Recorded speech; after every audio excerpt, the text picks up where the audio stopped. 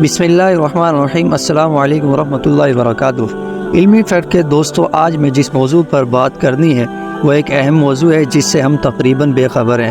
ہو سکتا ہے شروع میں آپ کو ہماری یہ ویڈیو اچھی نہ لگے، لیکن یقیناً یہ ایک دلچسپ موضوع ہے۔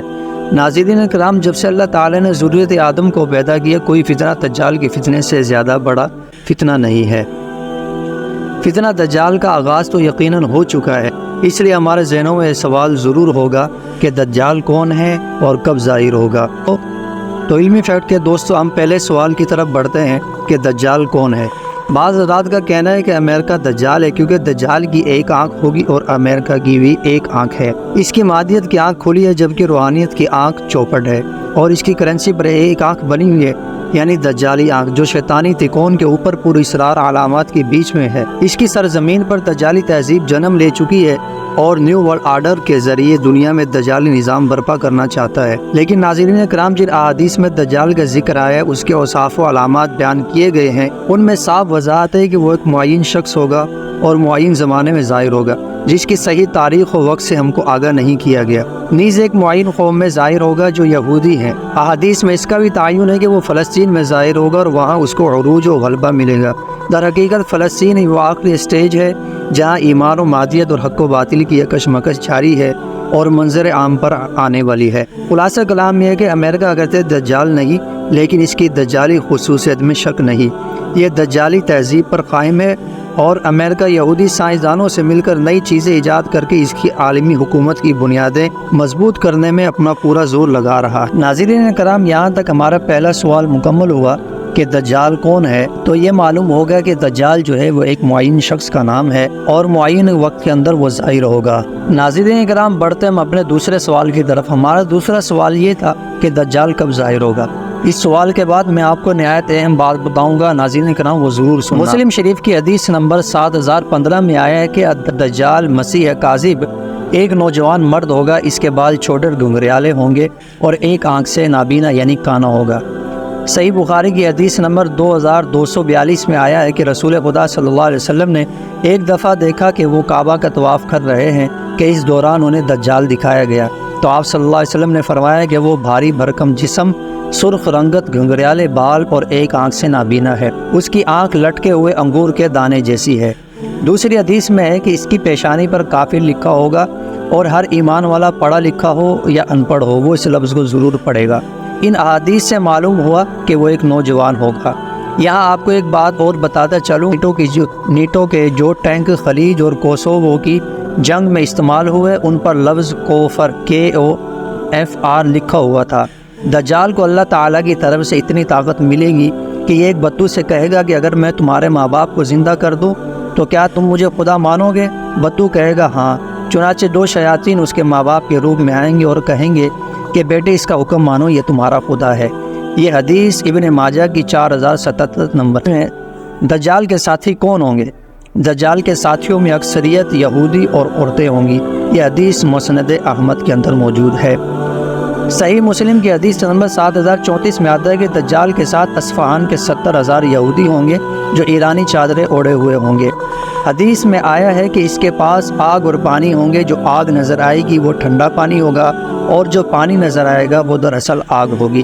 وہ ایک نقلی جنت اور دوزخ ساتھ لائے گا، زندگی اور موت پر قدرت رکھے گا۔ ناظرین کرام، اب آتے ہیں اس اہم سوال کی طرف جس کا میں نے ذکر کیا تھا۔ مسلم شریف کی حدیث نمبر 7208 میں ہے کہ ایک صحابی تمیم داری جو پہلے عیسائی تھا، اس نے حضور صلی اللہ علیہ وسلم کے ایسا واقعہ سنایا کہ جو دجال سے متعلق ہے۔ نے مختصر یہ کہ یہ اپنے 30 آدمیوں کے ساتھ سمندر میں بحری جہاز پر سفر کرنے کے لیے نکلا۔ ایک جزیرے میں پہنچ گئے جہاں ان کو ایک جانور ملا، وہ ان کو آگے جانے نہیں دے رہا تھا۔ تو اس جانور نے کہا کہ اس خانقاہ میں جاؤ، وہاں ایک آدمی تمہارا انتظار کر رہا ہے۔ جب یہ وہاں گئے تو اس نے کہا کہ مجھے بیسان کے باغ کا بتاؤ، اس میں پھل اگتا ہے یا نہیں؟ ہم نے کہا ہاں اگتا ہے۔ دوسرا سوال یہ کیا، بحیرہ تیبریہ جھیل کے بتاؤ کہ اس میں پانی ہے؟ تو ہم نے کہا کہ ہاں۔ تیسرا سوال یہ کہ زغر کے چشمے میں پانی ہے یا نہیں؟ لوگ اس سے کھیتوں کو سیراب کرتے ہیں؟ تو ہم نے کہا کہ ہاں کرتے ہیں۔ پھر پوچھا کہ مجھے اس نبی امی کے بارے میں بتاؤ۔ ہم نے کہا کہ ہاں، وہ مکہ سے نکل کر مدینہ میں آ گئے، عربوں نے ان کے ساتھ جنگ بھی کی اور یہ غالب آ گئے اور نبی امی کی اطاعت قبول کر لی ہے، تو اس نے کہا کہ ان کے لیے یہی بہتر تھا۔ اب میں بتاتا ہوں کہ میں کون ہوں، میں دجال ہوں اور مجھے عنقریب خروج کی اجازت مل جائے گی۔ ناظرین کرام، یہ دجال کے تینوں سوالات یقیناً اس کے خروج سے تعلق رکھتے ہیں۔ آخر میں بتاتا چلوں کہ بیسان کے باغ میں اب پھل آنا بند ہو چکا ہے، بحیرہ طبریہ کا پانی بھی رفتہ رفتہ خشک ہو رہا ہے اور زغر کے چشمے کا پانی بھی رفتہ رفتہ خشک ہو رہا ہے، اور اس کی مکمل خشک ہوتے ہی اس کو خروج کی اجازت مل جائے گی۔ ناظرین کرام، آخر میں بتاتا جاؤں کہ بیسان کا باغ کہاں ہے۔ بیسان فلسطین میں ایک جگہ کا نام ہے۔ اسے سب سے پہلے حضرت عمر فاروق رضی اللہ عنہ کے دور خلافت میں مشہور کمانڈر و صحابی حضرت شرحبیل رضی اللہ تعالیٰ عنہ نے فتح کیا تھا۔ 1942 میں خلافت عثمانیہ کے سقوط کے بعد جب جزیرۃ العرب کے حصے ہوئے تو یہ اردن کا حصہ بن گیا۔ 1948 تک اسلامی ملک اردن کا حصہ تھا۔ مئی 1948 میں اسرائیل نے بیسان سمیت ارد گرد کے علاقوں پر قبضہ کر لیا اور تاحال قابض ہے، جو دجالی ریاست ہے۔ یہ علاقہ کھجوروں کے باغات کے لیے مشہور تھا، لیکن اب یہاں پھل پیدا نہیں ہوتا۔ دوسرا سوال جو دجال نے کیا تھا بحیرہ طبریہ کے متعلق ہے۔ اسرائیل کے شمال مشرق میں اردن کے سرحد کے قریب ہے۔ اس کی لمبائی 23 کلومیٹر، زیادہ سے زیادہ چوڑائی 13 کلومیٹر اور انتہائی گہرائی 157 فٹ ہے۔ کل رقبہ 166 مربع کلومیٹر ہے۔ اس وقت اسرائیل کا قبضہ ہے اس پر اور رفتہ رفتہ اس کا پانی بھی خشک ہوتا جا رہا ہے۔ ناظرین کرام، تیسرا سوال دجال کا یعنی زغر کے چشمے کے متعلق۔ زغر دراصل حضرت لوط علیہ السلام کی صاحبزادی کا نام ہے۔ آپ کی 2 صاحبزادیاں تھیں، ربہ اور زغر۔ بڑی صاحبزادی کے انتقال کے بعد جس جگہ دفنایا گیا وہاں قریب ہی میں ایک چشمہ تھا جس کا نام عین ربہ پڑ گیا۔